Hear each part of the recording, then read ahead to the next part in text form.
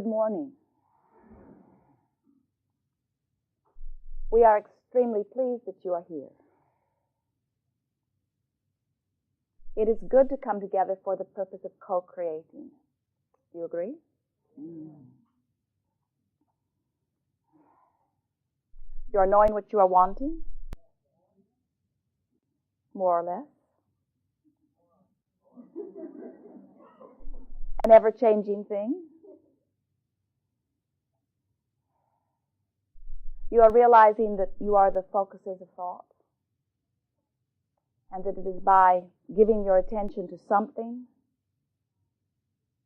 that you offer a vibration, that the powerful law of attraction answers.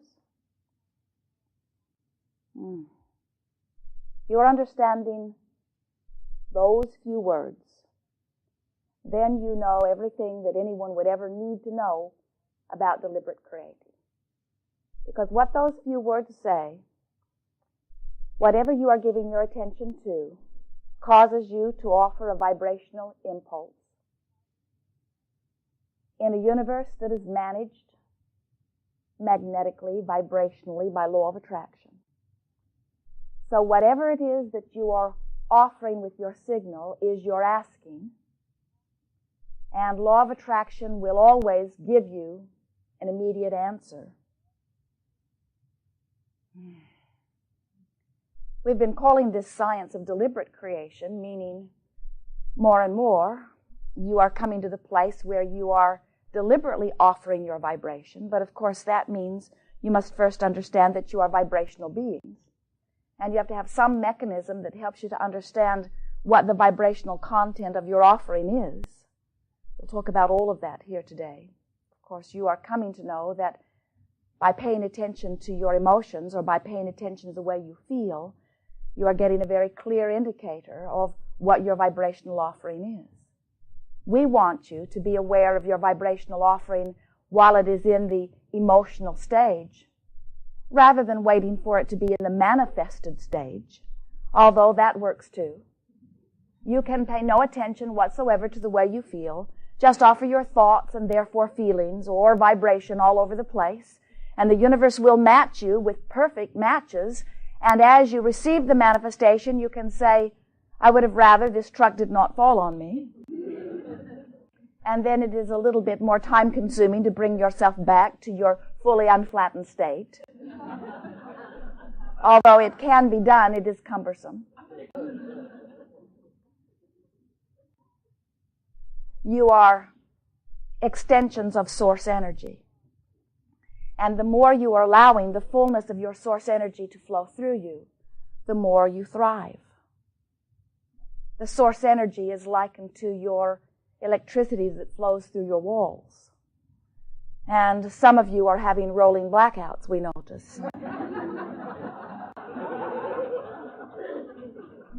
Not only in your houses, but in your day-to-day experience, as you find things that you use as your excuse to pinch yourself off from the source energy that is you. It would be like plugging in your appliances and having only a half of the electrical current, and your lights are flickering. Sometimes they are on, sometimes they aren't. You go to use your buzzsaw and it won't saw, it just turns slowly.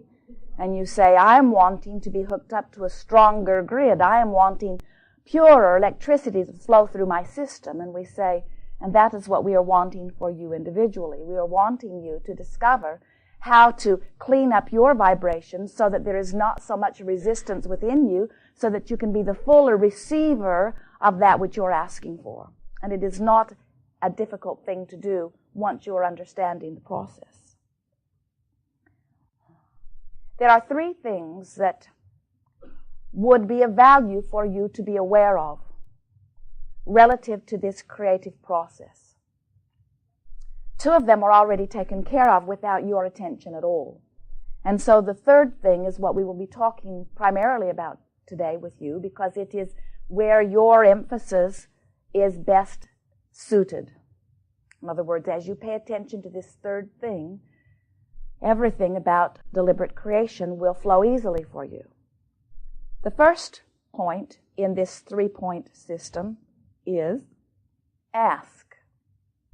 Well, you can't help but do that. Cellularly, deliberately, in other words, on many levels, you are asking. It is the natural byproduct of you moving through a contrasting experience. You cannot help but come to conclusions or determinations of preference. It just happens. So the asking is a natural thing that's happening within you. The second point is that which you're asking for is given. And it always is.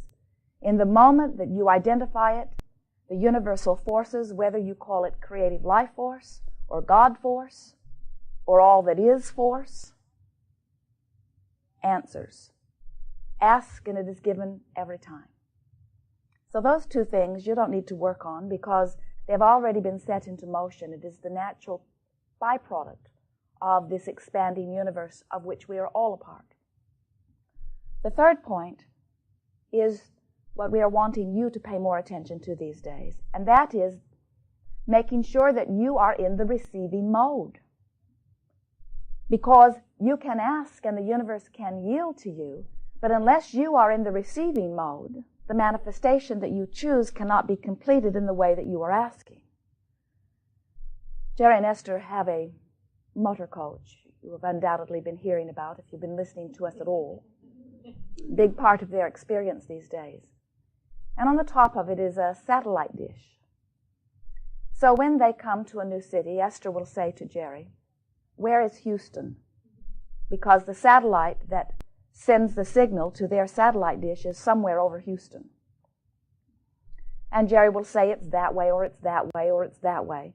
And that helps Esther to realize whether there is a tree in the way, or a building in the way, or something in the way. It gives her greater expectation of receiving her signal. So once she can see that there is a clear line of sight between where she thinks the satellite is in the sky and where she knows her dish is, then she looks on a little chart to evaluate the elevation and sets her dish in motion, and they can hear it. It begins its search for the satellite in the sky. It turns around and around and around and around until it locks on to the signal.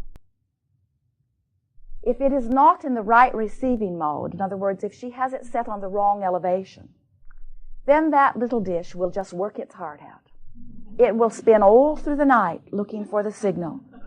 It will make effort beyond your wildest dreams, but it will not lock onto the signal because it is not set in the receiving mode. We see you like that sometimes, where you make effort, you try hard, you give it all you've got. Through your action, you really go after these things that you want, but you don't lock onto your signal because you are vibrationally apart from it. We're wanting to help you to realize that it is not about action, it's about feeling your way to the signal. Now, Esther discovered something quite interesting. She can turn her little satellite loose. In other words, she can tell it no elevation at all. She can set it at 0, 0, which means I am not attempting to limit you in any way. And now that little dish will search the entire sky. Takes quite a long time, but it eventually will lock on if it is within view. So what we're getting at here with you is this gathering is about helping you to remember how to feel your way into vibrational harmony with your source energy. Your emotions tell you everything that you're wanting to know about your relationship with source energy. Your emotions let you know how focused the source energy is within you. Of course, you have access to all that is. So when you have identified that you want something and you focus in on it more specifically, it's like taking a broad spectrum of light and bringing it into a narrower band. It's like taking a broad body of water and focusing it through a more narrow channel. When that happens, it gives the sensation or the feeling of the energy moving faster. So the more focused your desire is, the faster the energy moves within you. And when energy moves faster, your emotions are higher or greater.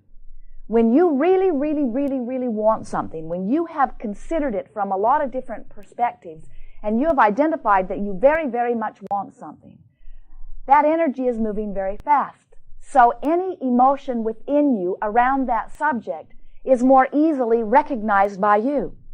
When the energy is moving fast, when your desire is very high, and you are a vibrational match to your own desire, which is the same thing as to say you believe that which you want, so there is no contradictory energy within you, then that fast-moving energy produces the emotion within you that you would call passion, or excitement, or enthusiasm, or joy. That passion means fast-moving energy and no resistance within you. In other words, your satellite is locked on. It is the optimum creative experience. In the same way, however, when you really, really, really want something and you don't believe it, the high emotion then would be translated in your experience into that which you would call negative emotion. It would feel like rage, or strong fear, or deep, deep depression. So it does not matter whether you believe it or not. When you have a strong desire, the emotion is high. Whether it feels good or bad is the indicator of whether you are in the receiving mode or not. So, it is always accurate to say to you that whatever you are living, abundance or poverty, wellness or sickness, joy or despair, whatever you are living in this moment is a perfect vibrational match to your mode of allowing. Whatever you're getting, that's where you've got your dish focused. Pretend that there are 100 satellites in the sky. Some of them thrill you when you hook up with them. Some of them horrify you when you hook up with them. Some of them amuse you when you hook up with them. Some of them depress you when you hook up with them. But the operative word is you hook up with them. It is your vibrational countenance that is making all of the difference. Now you know everything we know. Now you know everything that is important about any life experience ever. We come forth as a result of your asking, not because your lives are inadequate.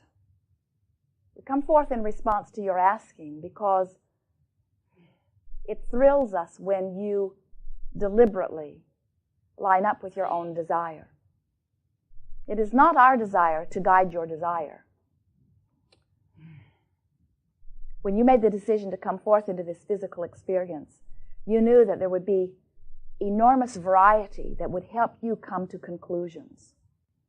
And you knew that you were then a part and would in this body be a part of a universe that is freedom-based, which means no one seeks to control that which you identify as your desire. Now that's frightening to some because they say, Abraham, if everyone really felt free to desire anything, wouldn't we need to hide out from a lot of them? And we say, we don't think so because everything that everyone wants, no matter what it is always because they believe they would feel better in the having of it. And we've noticed that when you align with that which makes you feel better, when you are really feeling that sweet relief of connection to source energy, no one would ever need to fear you. Violence and all of that stuff you don't want, whether you name it violence or sickness or poverty, pain, all of that is a product of someone being disconnected from source energy. And of course, the word disconnected is much too strong a word. It can never be disconnected. You just get it pinched off pretty good. One of the reasons it's been a little bit difficult for you to get a handle on all of this is because there are two factors that are involved in what makes people feel the way they are feeling. It is the factor of desire, how much focused desire there is, and then